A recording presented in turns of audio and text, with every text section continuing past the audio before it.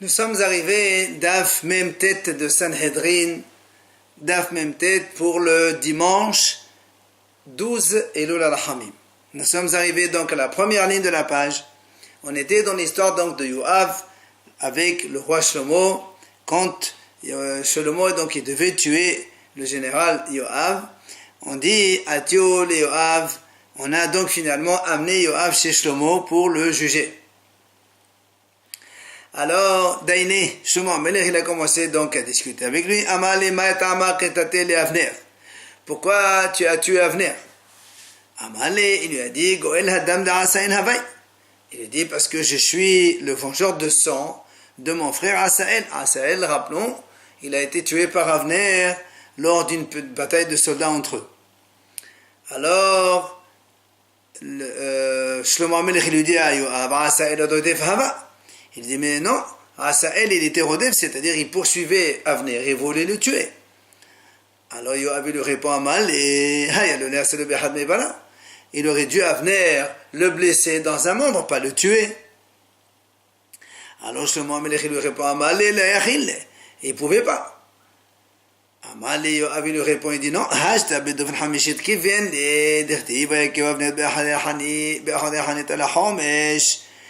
ואמר רבי יוחנן בדופן חמישית במקום שמראו כבית לוין בו לאחד מבריו להאכיל. Alors Yoav lui dit, comment tu dis qu'il ne pouvait pas? Pourtant on sait que Avner, quand il a tué Asaël, c'est marqué, il a tué donc vers la 5e côte. Et Rabbi Yochanan il explique là où se trouve la vésicule et le foie. Alors il dit, s'il a été aussi précis, c'est sûr qu'il aurait pu donc le blesser autrement sans le tuer. Amale, alors Shlomo Amelech, il a dit à Yoav, d'accord, Nizel Avner. On va laisser donc de côté cette accusation contre Avner. Pourquoi tu as tué aussi Amasa? Donc lorsque le roi David, après la guerre avec Absalom, il devrait reprendre donc le royaume de tout Israël. Il a dit à Amasa de réunir tous les gens, donc, comme on va le voir maintenant dans la Gemara, on va raconter. Amale, alors justement, donc Shlomo Amelech dit à Yoav, pourquoi tu as tué Amasa? Amale, Amasa, moned b'malchut ava. Il dit parce que Amasa, il s'est rebellé contre le royaume. Et Yoav, il explique pourquoi. Donc, le roi David a dit, là, Amasa, il lui a dit, Haz'aqli et ish Yehuda sheloshet yamim begomer. Rassemble-moi les sages du Yehuda dans 3 jours. Donc, je te donne 3 jours pour me les ramener ici. Alors, le navire raconte, mais il est allé donc faire ce que David lui a demandé, mais il a tardé. Donc, comme il a tardé, alors il est rebelle, il s'est rebellé contre le roi. Amalé, il lui a dit, Shlomo Amelech, Amasa, Chin Vrakin Darash. Il lui a dit non, Amasa, c'est pas un rebelle parce qu'il a expliqué donc le pasuk dans la Torah. Il lui dit, c'est quoi l'explication? Ashkehenu, quand il est venu à Amasa, chez les sages du Yehuda, il a vu qu'ils étaient en train d'étudier la Torah. Amad, Ketiv, il a dit, c'est marqué dans le pasuk, Kol ish asher yamrit picha velo yishma'at devarecha lechol asher tesavenu yumat. Ça, c'est lorsque Hachem, il a parlé à Yoshua, il lui a dit, tout homme qui donc ne te désobéit, n'écoute pas ce que tu dis, alors il va être tué. Alors Amasa, il a raisonné dans son esprit, il a dit, ça veut dire quoi? Même s'il est en train d'étudier la Torah, seulement s'il est en train d'étudier la Torah, ça ne s'appelle pas un rebelle. Du coup, Amasa n'a pas voulu donc les interrompre, et c'est pour ça qu'il a tardé. Donc tu vois bien qu'il n'est pas rebelle contre le roi du tout. Et là, a dit, puisque l'argument de Amasa et de Avner n'ont pas tenu, pourquoi Yoav il a mérité la mort? Il a dit, Shlomo Amelech, toi tu t'es rebellé contre le roi. Pourquoi? Dirtiv. Le pasuk qui dit,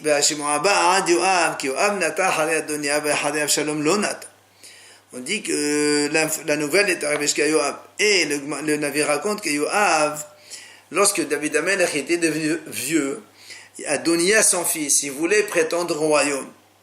Et donc Yoav, il a été derrière lui. Et le navire dit en même temps, mais Yoav, il n'a jamais été derrière Absalom. Alors la Gemara dit, Maïlonata, pourquoi on nous parle de ça maintenant? Pourquoi on nous dit que Yoav, il ne s'est pas rallié à Avshalom? Amar Abuda, il a dit, Rabbi, tu sais pourquoi? Parce que il voulait y aller, mais il n'a pas fait. Pourquoi?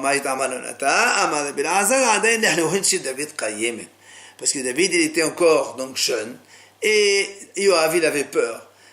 Et c'est pour ça que Yoav, donc c'était ça en fait, il voulait se rebeller contre le roi David pour aller se rallier à Avshalom, son fils, et il l'a pas fait, et c'est pour cette raison qu'il s'appelle rebelle. Rabbi Yossi, il répond, il dit,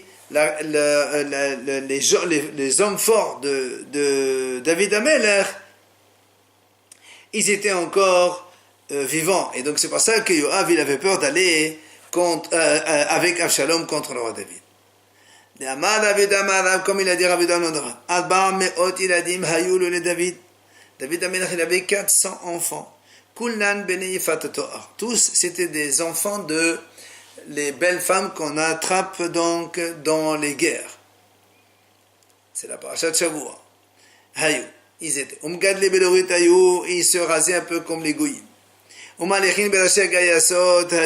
allaient toujours dans les, donc, au début du front. Et ce sont eux les hommes forts de David. Mais la Gemara dit quand même, ce qu'il vient de dire Rabbi Danon de Rav, ça, ce n'est pas d'accord avec Rabbi Abba. Qu'est-ce qu'il a dit? Il a dit, il m'allait David dans Asayoab Nahama, David Batora. Il dit en vérité, David et Yoav se complétaient. S'il n'y avait pas David qui étudiait la Torah, Yoav n'aurait jamais gagné ses guerres. Mais il m'allait Yoav, s'il n'y avait pas Yoav qui faisait les guerres, David n'aurait pas pu étudier la Torah. C'est pour ça le passage qui dit, David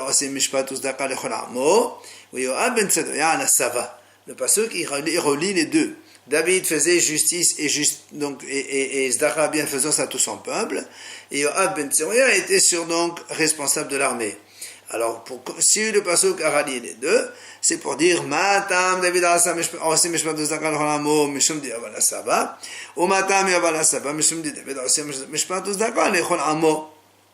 Donc tu vois bien que le passage lui-même il fait un lien entre les deux. Si David a pu étudier, c'est parce que Yoav faisait les guerres, et s'il avait pu faire les guerres et gagner les guerres, c'est parce que David Amelech était en train d'étudier la Torah, il faisait donc Mishpat Ozdaka. Vayetze Yoav me'em David, puisqu'on parle de Yoav, la Gemara ramène ici, dit donc comment s'est passé que Yoav il a tué Avner. Vayeshlar malachim achare Avner, vayashivu oto mebor hasira. Donc David Amelech, il a reçu Avner parce qu'Avner lui a dit, je vais te rallier tous les gens d'Israël, puisque au début David Amelech il était roi uniquement sur Yehuda.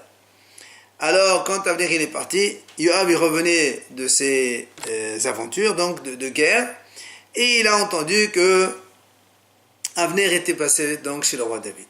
Alors il est allé avec ses hommes vers Avner, le chef d'armée d'Ex, donc du roi Shaoul. Et il a marqué là-bas dans le passouk, il l'a ramené de Bor Hasira.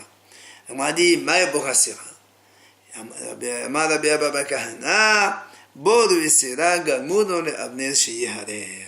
Il dit en fait, c'est le Bor et Sira qui ont provoqué la mort d'Avner. Rashi explique c'est quoi le Bor et Sira. Bor, c'est le puits, c'est l'eau. En fait, nous savons que David Amelech, une fois, il est arrivé jusqu'au roi Shaoul avec ses hommes, alors que Shaoul et ses hommes ils dormaient. Il lui a pris sa bouteille d'eau.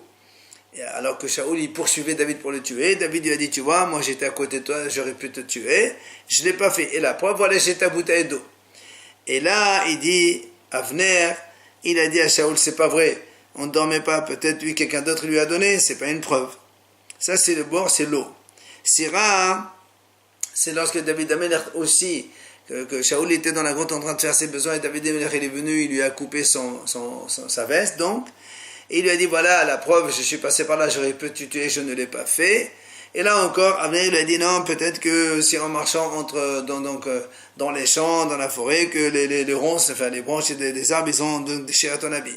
Ce sont ces deux arguments qui ont fait que Avner a fait croire à Shaoul que David n'a jamais été là et il n'a pas pu le tuer.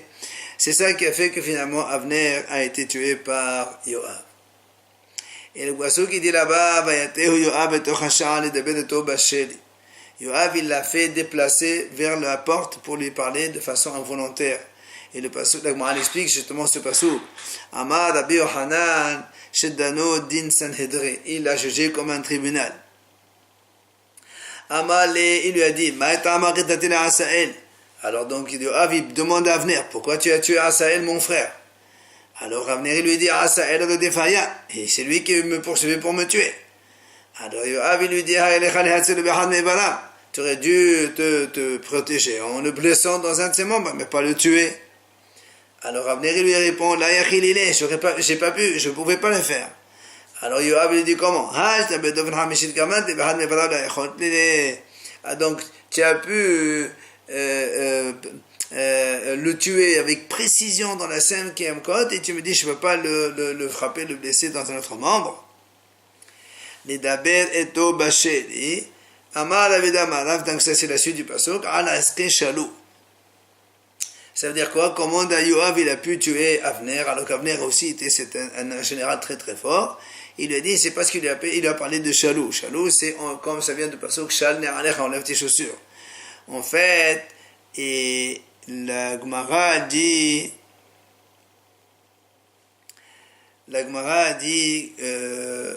que Yoav, il a donc par ruse, il a demandé à Avner comment la Yevama qui fait Halitza, normalement elle doit enlever les chaussures à son Yavam et elle le crache à côté. Il a dit si la femme n'a pas de bras, comment elle fait? Alors Avner il s'est abaissé pour lui montrer qu'elle enlève les chaussures du frère de son mari avec sa bouche, et c'est là où Avner il l'a tué avec son épée, donc par traîtrise. C'est ce que le pasuk dit. Il a frappé sur la cinquième côte lui aussi.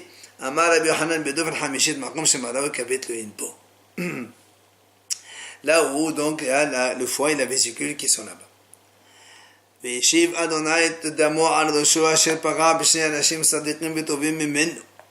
Le pasuk qui dit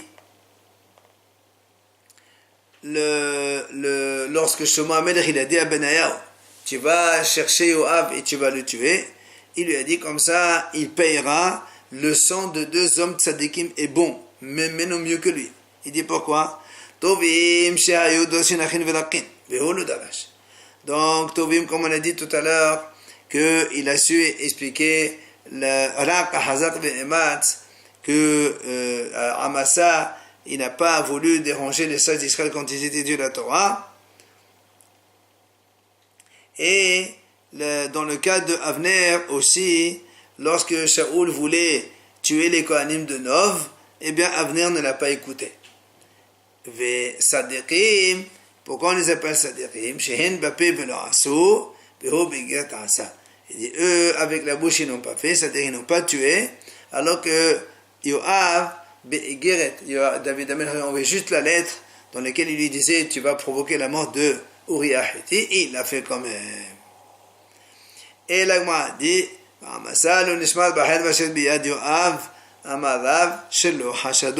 et Amasa n'a pas fait attention quand Yoav aussi il est venu le tuer,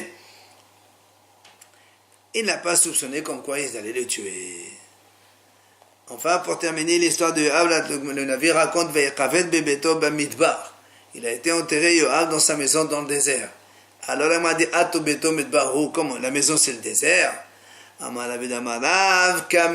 Il dit effectivement la maison de Yoav était comme un désert.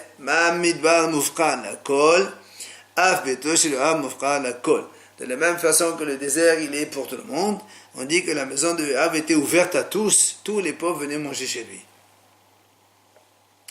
De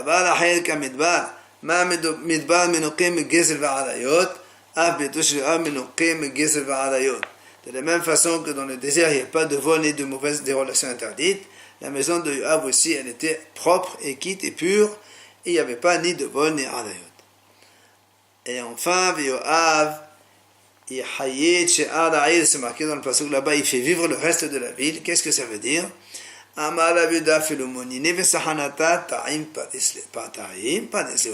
Il dit Rav Yehuda, même les petits poissons que de Yoav avait dans son repas, que lui mangeait, eh bien, ils l'ont donné aussi aux pauvres, ils envoyaient à tous les pauvres pour manger, et c'est pour ça on vante un peu le mérite de ce Yoav, le général du roi David. Et on passe donc à la Mishnah et au pérec suivant.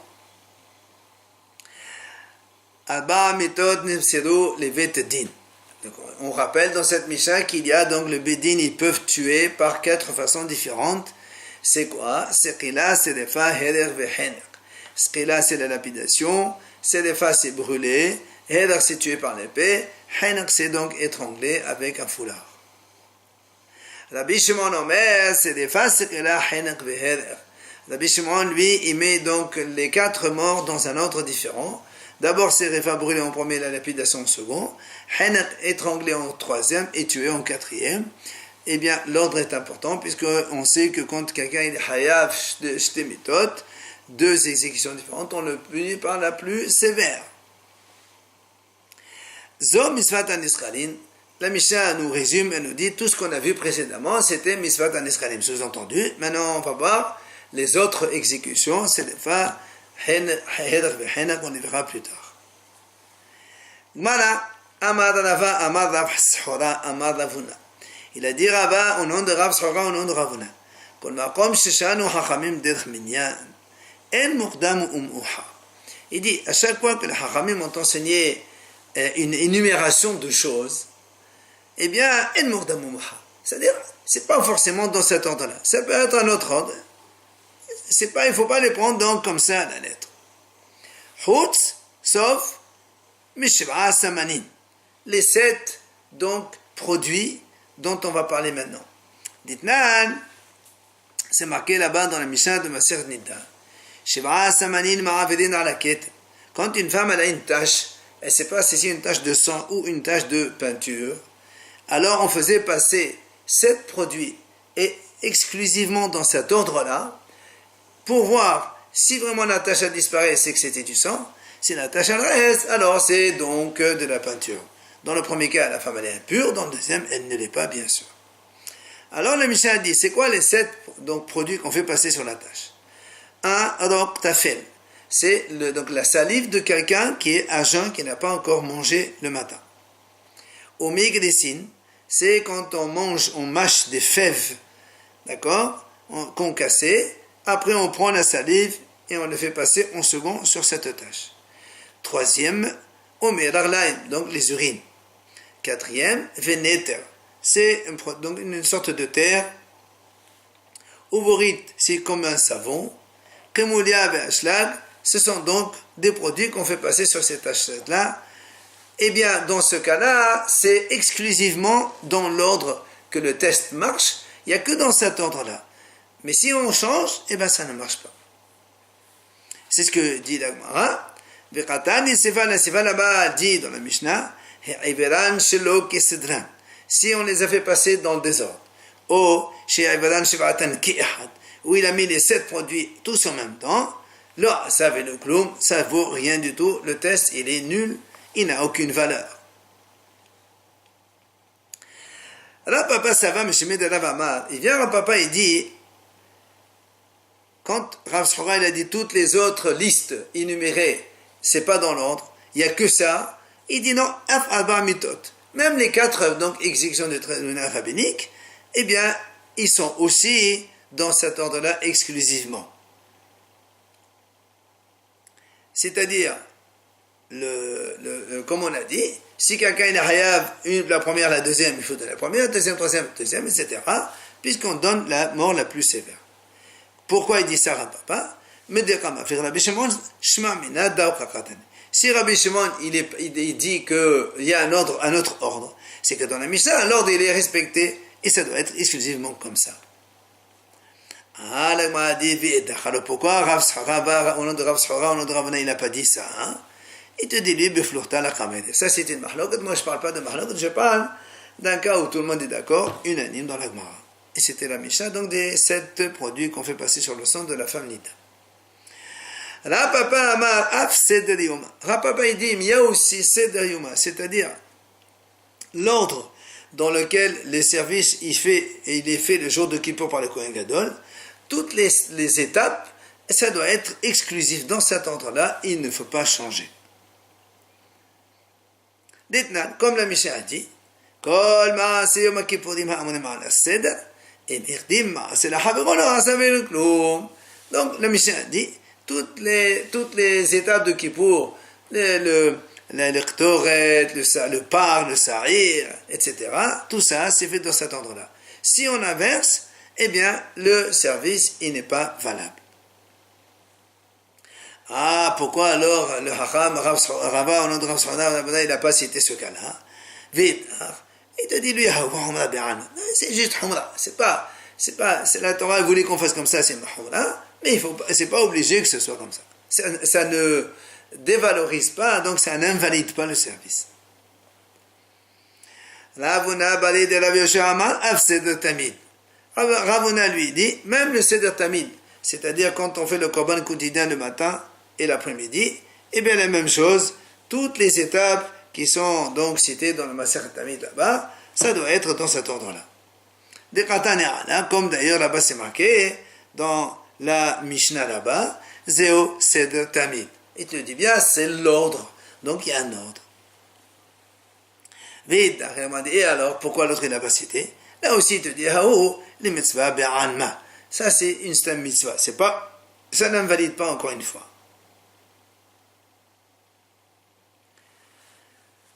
Viens l'agma dit, oula pourquoi, mais mitzvah halitza. Quand on a dit, il y a donc cette liste-là, c'est pour exclure que la halitza, elle, qu'il n'y a pas un ordre. C'est-à-dire, dites-nous la Mishnah dit, mitzvah halitza, comment on fait? Alors il dit, il vient donc le frère du défunt avec la veuve donc de celui avec qui il doit faire hiboum, puisqu'on parle de quelqu'un, un Réhouven était marié avec une femme et il est mort sans enfant, le frère de Réhouven doit faire hiboum ou halitza. Donc s'ils ne font pas hiboum la relation, ils font halitza. Comment ça se passe? Ils vont en obédir tous les deux. On lui donne on donne de bons conseils au monsieur. Ça veut dire, s'il est trop vieux par rapport à elle, ou elle est trop par lui, on lui dit, c'est pas la peine de faire hiboum. Donc il lui parle. Après, quand on arrive à la solution comme quoi il n'y a pas de possibilité de faire hiboum, il faut faire halitza, etc. Donc la femme, elle commence à dire, mon yavam, il refuse de faire hiboum avec moi. Lui dit, mais je ne veux pas l'épouser. Et tout ça, il le disait en son langue hébraïque. Et donc cette femme va s'approcher donc devant le tribunal des sages. Elle déchausse donc le yavam de sa chaussure. Elle va cracher à côté de lui. Donc un crachat que les dayanim doivent voir. Après, elle va dire la chose suivante, ainsi sera fait à l'homme qui ne veut pas laisser de descendance, donc il ne veut pas faire hiboum. Mais le Rachemo Israël veut commettre, et tout ça, c'est la procédure qui se passe. Maintenant, Rabuda dit comme ça, mais soit halitza, c'est elle qui lit d'abord, après c'est lui qui lit, après elle fait halitza, on lève les chaussures, elle crache, et elle dit, on a dit qu'est-ce qu'il vient nous apprendre. C'est exactement ce qu'on vient de voir dans la Mishnah. Il a te dit, oh non, c'est comme ça qu'il faut faire la mitzvah, mais si tu inverses les rôles, s'il y a une étape qui vient avant l'autre, c'est pas grave, c'est valable aussi. Il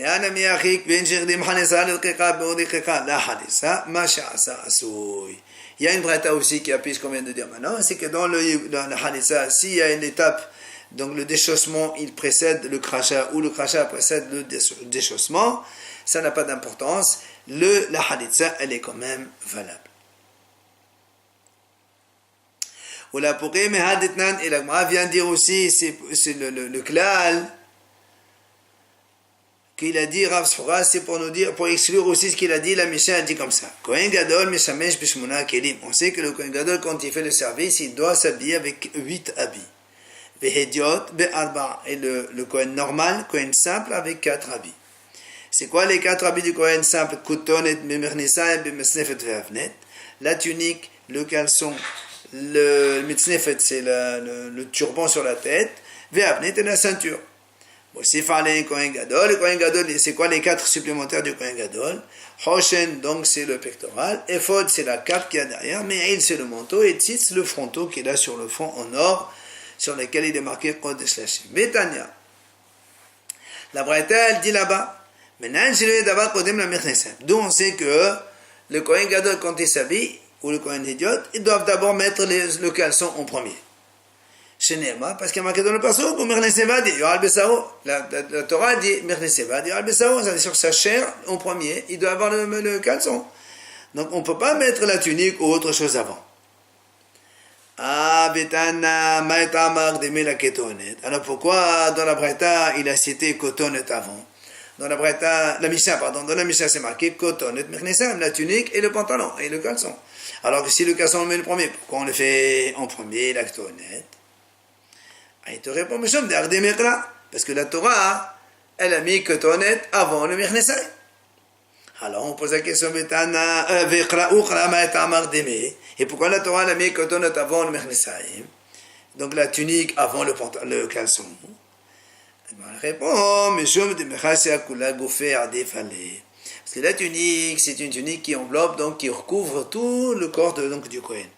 Alors que le caleçon, il ne recouvre qu'une partie. C'est pour ça que la Torah, par pudeur, elle a mis une tunique en premier. Mais effectivement, quand le Kohen s'habille, il faut mettre d'abord le caleçon en premier, et ensuite, donc, la tunique.